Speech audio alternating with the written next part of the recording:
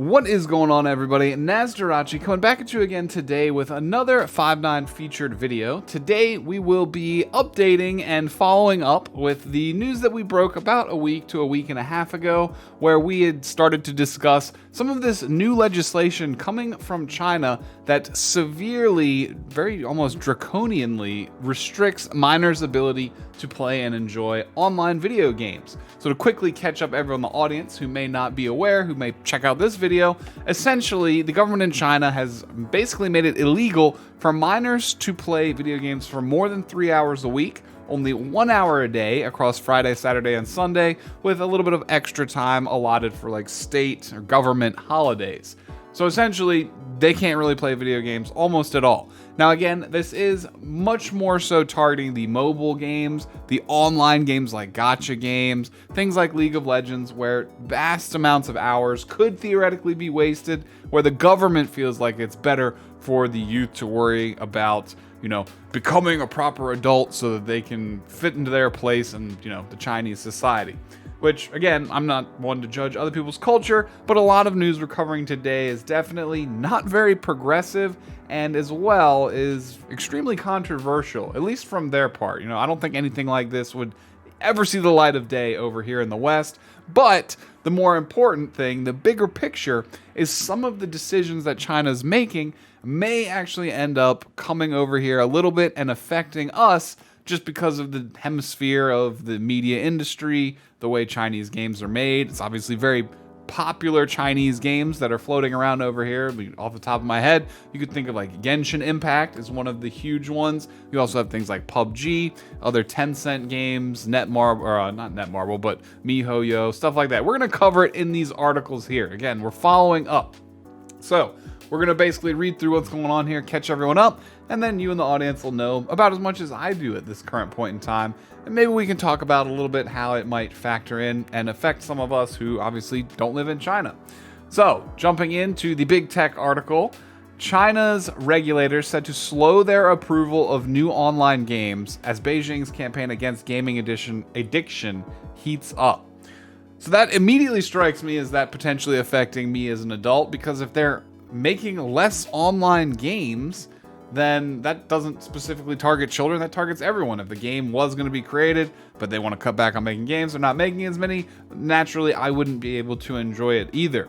There's even that game coming out that everyone was like salivating over. It looked really good, that was based around the Monkey King, Wukong.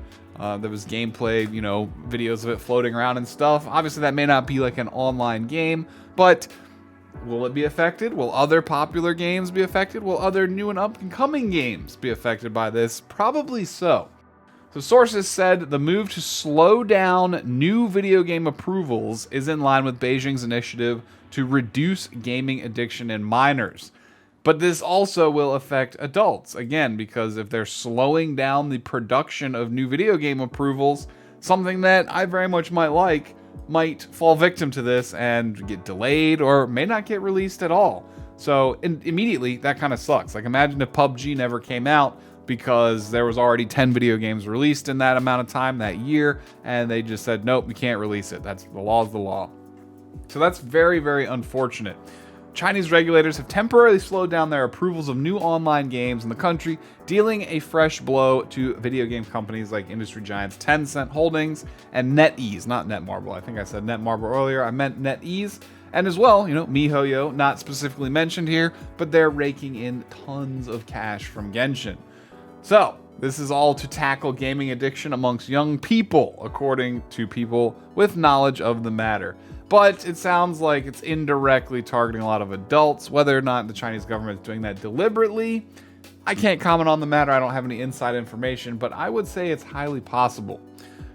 The strategy that emerged after a meeting on Wednesday called by regulators led by the publicity department of the Chinese Communist Party and the gaming watchdog, the National Press and Publication Administration, to discuss with representatives from Tencent NetEase how they will implement Beijing's new restrictions on video gaming for minors.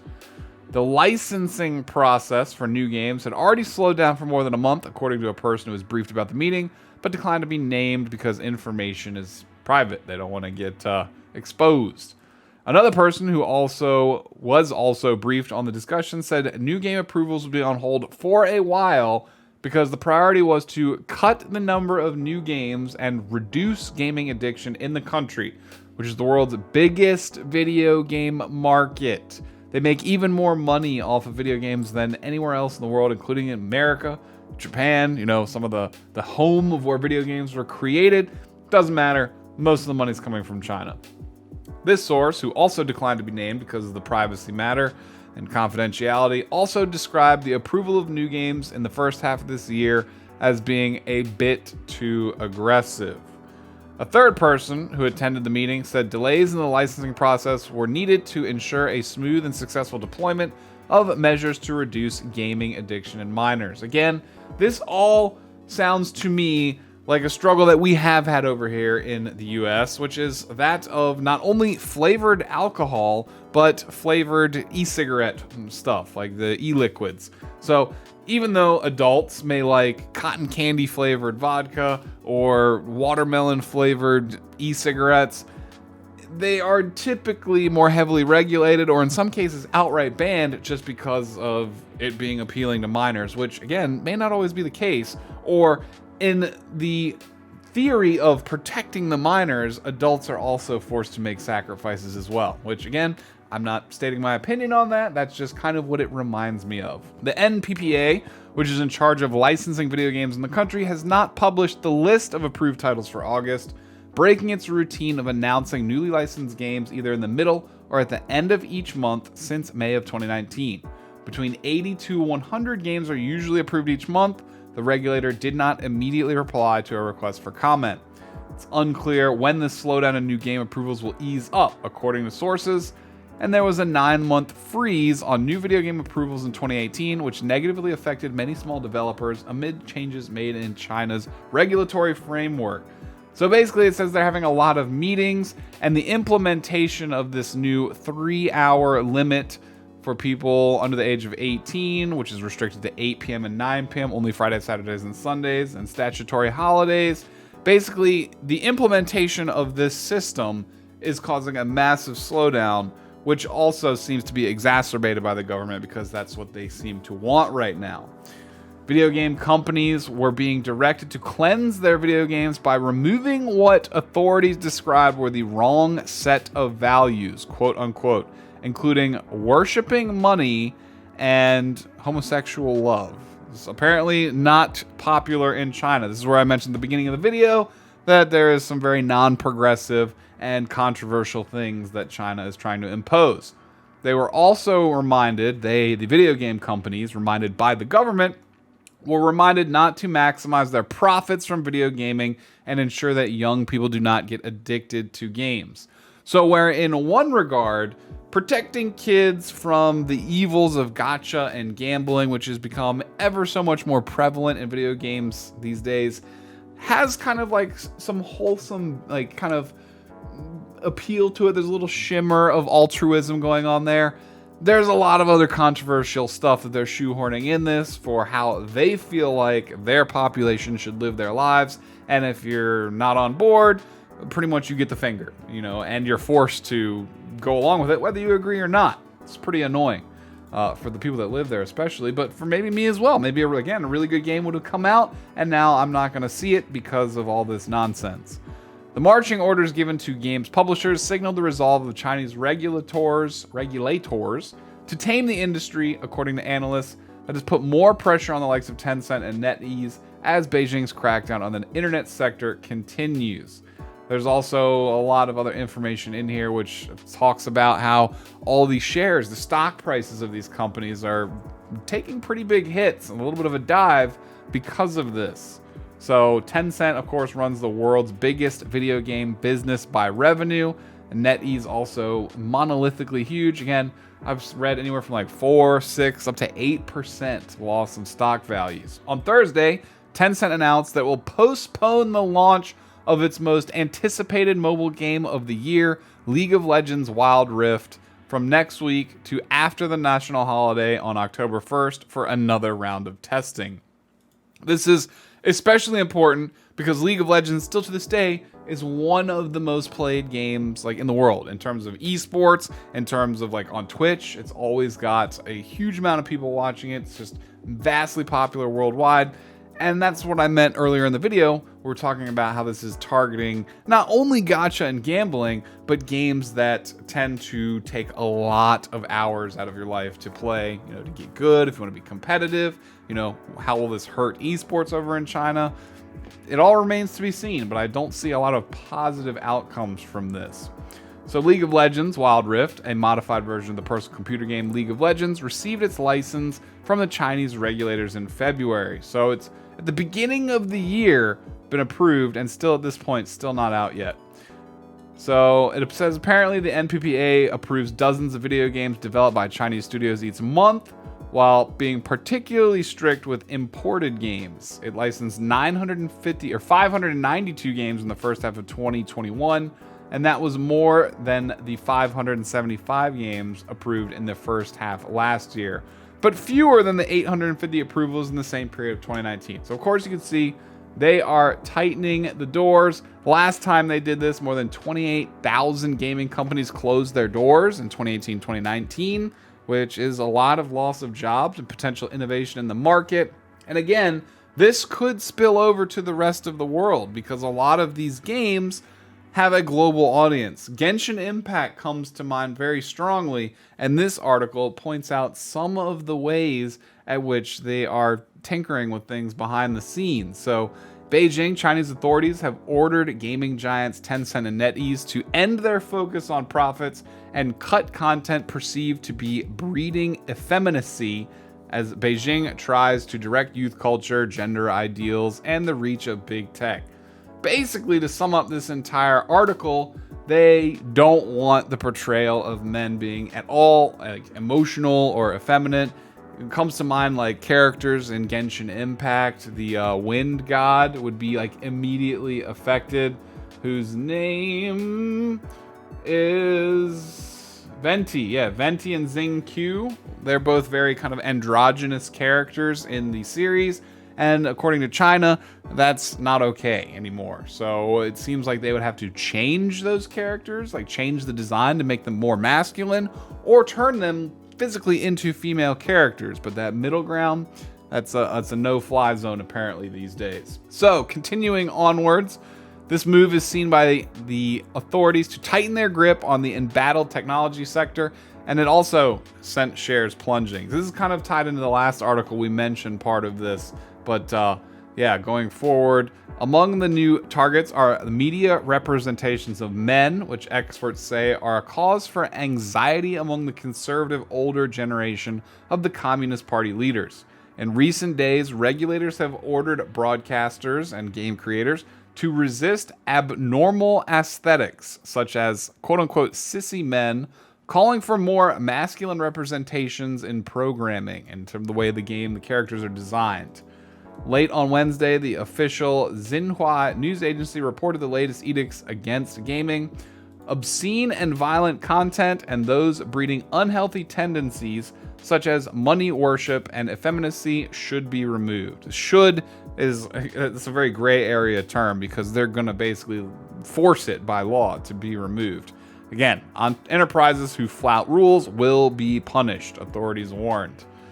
The target is driven by a perception among sections of the political class that effeminate men are physically weak and emotionally fragile, University of Hong Kong Associate Professor Geng Song said, with the inference that feminine men cannot defend the nation. Song added that heterosexuality is seen by the political establishment as the only gender norm, leading to anxiety over more ambiguous representations of sexuality and identity. The latest talks add to tightening oversight on tech giants in the world's biggest gaming market, with Beijing rolling out rules to weed out the excess of the culture among Chinese youth. So basically, they don't want Chinese youth to see this, start acting like that. According to them, they're not going to make good enough soldiers and businessmen. The country will fall apart and everything will go to hell, all because people have a little bit of freedom to live their own lives, according to Chinese government officials, which I can't say that I agree with. You know, I'm a very don't ask, don't tell. You know, live your life, don't hurt anybody, and do whatever the hell you want. That's kind of what I believe in. But with that being said, besides breaking from a focus on profit and gaining fans, gaming businesses were also told to change game rules and designs, including addiction. Already, gaming companies have stepped up the restrictions on minors, drastically cutting the online gaming time of children to 3 hours a week. Tech giant Tencent rolled out a facial recognition midnight patrol to function in July to root out children masquerading as adults to get around the curfew.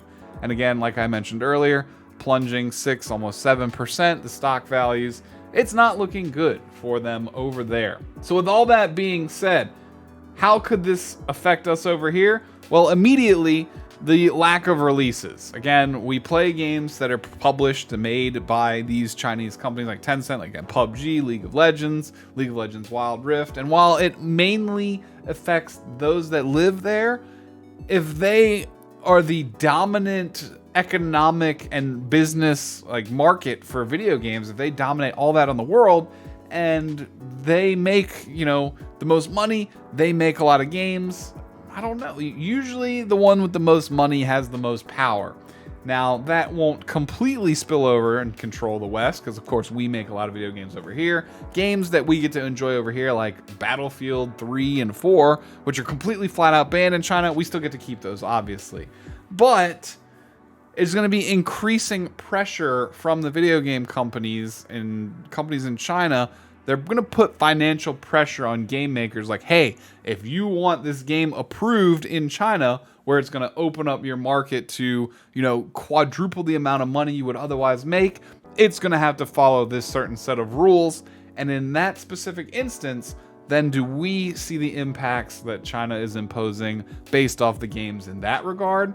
Or alternatively, do they just make 2 separate versions, which, again, that's more production costs, more time, more effort, more money. So no matter what, we're going to see it one way or another, unless they kind of start reversing this decision.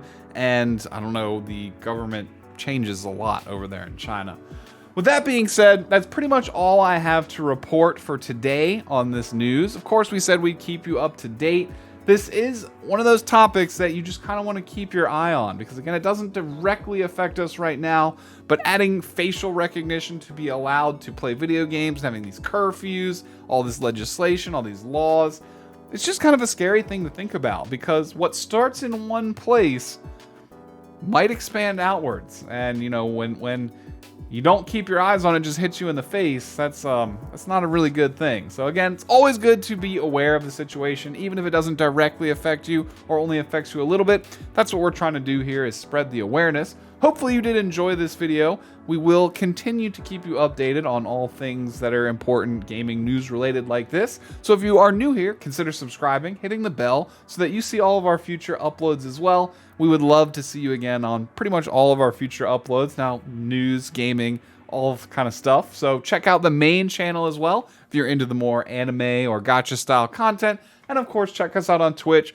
We're live for a significant portion of almost every day. If you enjoy the video, consider leaving a thumbs up on it. Hopefully more people will be able to see it. And with that, I'm going to cut this video off now. Hopefully y'all have a great day. Leave any comments down below. What are your thoughts on the content we've discussed in this video? China, new laws, are you just going to ignore it? You don't think it'll affect you? Are you upset about it? Offended? Let us know down below. We'd love to hear your thoughts. And peace out. We'll see you on the next video.